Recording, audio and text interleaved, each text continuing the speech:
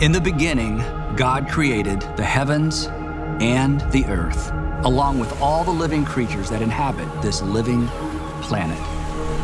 And then, as a grand finale, his opus magnum, God created the human race. He created them in his image. But in time, the human race, which has the freedom to choose as God chooses, became a rebel race. But God is love.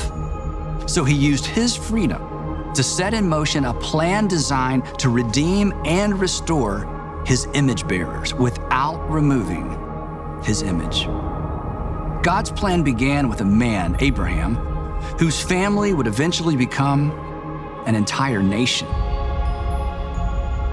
And God promised Abraham that through his descendants, God would eventually send a Savior to address once and for all the source and the consequences of sin in the world. But when? Centuries passed. Kingdoms rose and fell. Sin rolled through creation like a tsunami, polluting and corrupting everything it touched. And just when it seemed that nothing would ever change, that God's promise to Abraham would not be kept, everything changed.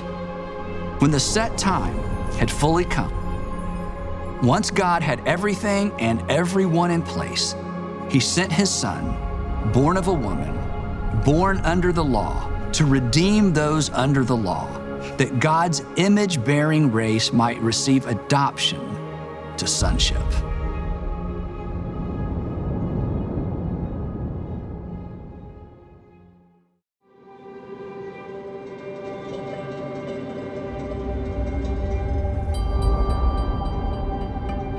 Now, this is how the birth of Jesus, the Messiah, finally came about. God sent the angel Gabriel to Nazareth, a town in Galilee, to a young girl pledged by her parents to be married to a man named Joseph, who was a descendant of Abraham. And the young girl's name was Mary. The angel went to her and said, "Greetings, you who are highly favored. The Lord is with you." But of course, Mary was greatly troubled at his words and wondered, "What is happening? Is this even happening? Am I dreaming?" But the angel smiled and said to her, "Mary, do not be afraid. You have found favor with God. The promise you and your people have longed to see fulfilled is being fulfilled through you. You will conceive and give birth to a son, and you are to call him Jesus, and he will be the great one, and he will be called the Son of the Most High." "But how can this be?" Mary asked. "How can I have a baby? Joseph and I are not even..." But the angel interrupted and said, "It has all been arranged. And your son will be called the Son of God. For no word from God will ever fail, Mary. No promise from God will go unkept." Mary fell to her knees and declared, "I am the Lord's servant. May your word to me be fulfilled." But when she looked up, the angel was gone.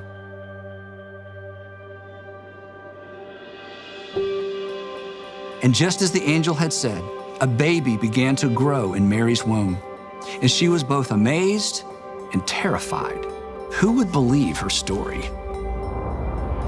As the time for the birth of the baby drew near, the Roman emperor decided to conduct a census of the entire Roman world.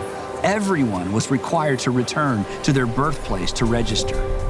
So Joseph also went up from the town of Nazareth in Galilee to Judea, to Bethlehem, because he belonged to the house and the line of David, and he took Mary with him. But when they arrived in Bethlehem, all the inns and the guest houses were full. So Joseph found a dry stable and made Mary as comfortable as possible.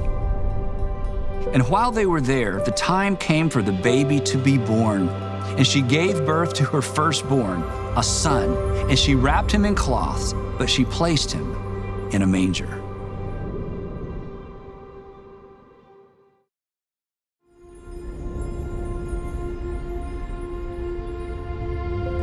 As it turned out, that very night, there were shepherds living out in the fields, watching over their sheep, unaware that just a few miles away, in the overcrowded town of Bethlehem, something extraordinary had taken place.